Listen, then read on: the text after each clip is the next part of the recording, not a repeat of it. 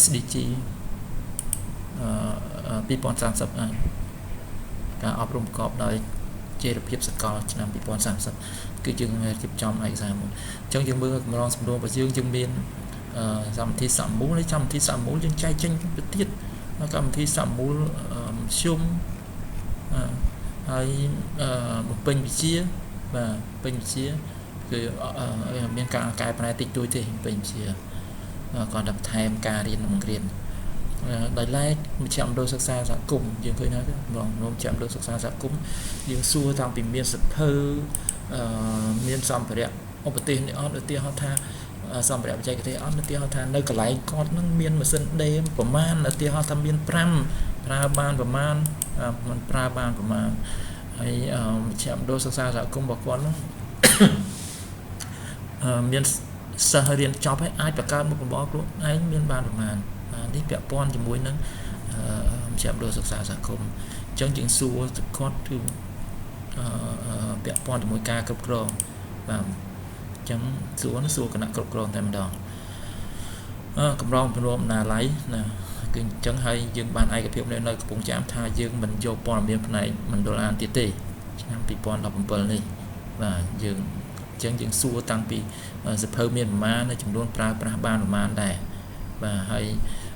ពាក់ព័ន្ធជាមួយការអ្នកអាននេះអ្នកប្រើប្រាស់មណ្ឌលអានបណ្ដាល័យនេះគាត់ចូលអានប្រមាណហើយមានអ្នកខ្ចីប្រមាណយើងមានកម្រងសំណួរទី9ពាក់ព័ន្ធជាមួយនឹងការប្រើប្រាស់ថវិកាអញ្ចឹងគឺយើងអានេះគឺក៏យើងបានឯកភាពគ្នាពីនោះដែរពីនៅកំពង់ចាមដែរអញ្ចឹងវាមាន9ចំណុចគឺពាក់ព័ន្ធជាមួយកម្មវិធីអក្សរកម្មតែយើងបានស្នើប្រមាណហើយគេបានអនុម័តប្រមាណបើកបានប្រមាណចំណាយបានប្រមាណបាទយើងមាន9ចំណុចហើយចុងក្រោយគឺកម្រងសំណួរពាក់ព័ន្ធជាមួយនឹងចំនួនប្រជាជននិងអាណត្តិជនហើយយើងយកព័ត៌មានគឺយើងយកតាមស្រុកតែបានន័យថាស្រុកឧទាហរណ៍ស្រុកកអញ្ចឹងមកមានអាយុក្រោម15ឆ្នាំប្រហែលនេះបាទហើយអាយុ25 15 24ប្រហែលដូចគ្នាអញ្ចឹងដែរចំពោះអនាគតជនបាទហ្នឹងយើងទាំងអស់មានកម្រងសំណួរ10បើពិនិត្យទៅលើនេះដែលខ្ញុំបង្ហាញពីកម្រងសំណួរចាស់និងកម្រងសំណួរថ្មីឥឡូវយើងពិនិត្យទៅលើប្រព័ន្ធចាស់និងប្រព័ន្ធថ្មីតើមានអីប្លែកនេះយើងមើល2015របស់យើង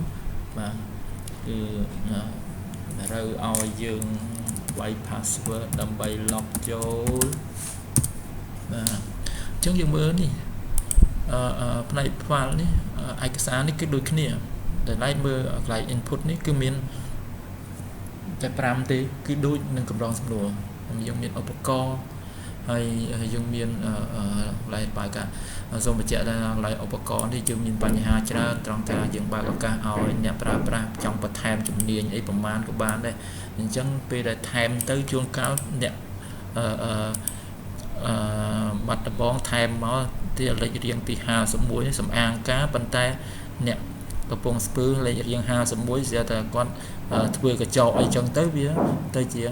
បញ្ហាអញ្ចឹងដល់ពេលដែលយើងយកមកដាក់ទិន្នន័យបញ្ចូលគ្នាទូទាំងប្រទេសមានបញ្ហាយើងមានរបាយការណ៍យើងនិយាយតាមកម្មវិធីប៉ុន្តែវាដូចស្អេកស្កះពេកឥឡូវនេះយើងបង្វិលមកកម្មវិធីយើងនិយាយតែយើងមើលយើងមានភាគច្រើនអ្នកប្រើគឺយើងប្រើតែពីរទេសសិទ្ធិសុចនាករតាមក្រុងស្រុកខណ្ឌនិងសិទ្ធិសុចនាករតាមរាជធានីខេត្តដែលសម្រាប់ថ្នាក់កណ្ដាលអញ្ចឹងនេះយើងមើលទីហោថាមើលមួយអញ្ចឹងគឺពាក់ព័ន្ធជាមួយនឹងយើងដាក់កម្មវិធីរួមនៅនឹងអញ្ចឹងដូចជានេះវាអាចច្បល់យើងអាចមើលទាំងអស់គ្នាមកលើប្រព័ន្ធថ្មីយើងឃើញថាមាន10តាមកំណត់សំណួរនេះយើងឃើញមើលពេលវេលាពេលថ្ងៃត្រង់បាទយើងឧទាហរណ៍ថាយើងគ្រាន់តែវាយ3ម៉ោងអញ្ចឹងទៅអានេះវាបូកឲ្យទៅបន្តិចអញ្ចឹងបានន័យថាចូលម៉ោង7ចប់ម៉ោង10ឧទាហរណ៍ថាយើងចូលម៉ោង7កន្លះវាចប់ម៉ោង11កន្លះយើងមើលកន្លែងនេះមាន tab មាន3បាទអញ្ចឹងកន្លែងនេះ ក្រុមអាយុទៅតាមរបស់យើងហើយដូចគ្នាគឺលំនាំដូចចាស់ដែរណាឈ្មោះគ្រូការរៀនបង្រៀននេះអ្វីដែលផ្លាយដែលថ្មីនោះអ្វីដែលផ្លាយដែលថ្មីហើយដែលដំបូងយើងមើលរបស់យើងអាចាស់មានប៊ូតុងមួយសម្រាប់ស្វែងរកឥឡូវអត់ទេកុំឲ្យពិបាកច្រើនជាពិបាកពេលកុំឲ្យពីកលៈអញ្ចឹងគាត់ជ្រើសរើសខេតមកយើងចុចបង្ហាញមកអញ្ចឹងជីទិន្នន័យដែលបានបញ្ចូលគឺនៅថ្ងៃហ្នឹងតែម្ដងអញ្ចឹងយើងអាចគាត់ថាចុចមកស្ដាំឬកែប្រែឡើងវិញមកវាឡើងមកដូចយើងអញ្ចឹងបាទដូចគ្នាហើយយើងកែសម្រួលមក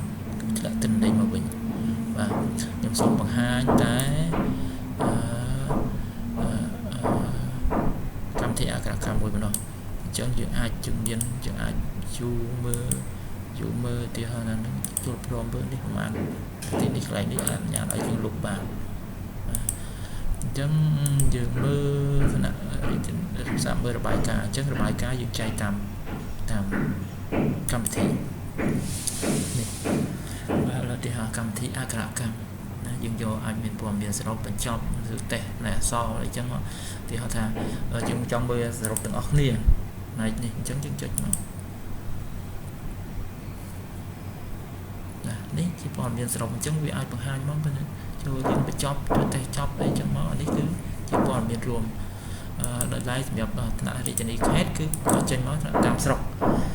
យើងមើលនេះទីហៅបើសិនជាអង្គការបើសិនជាយើងអត់ចង់ស្គាល់ឈ្មោះអង្គការយើងចុចម្ដងមកយើងចុចបានតែបើសិនចង់ស្គាល់ឈ្មោះទៀតយើងចុចមក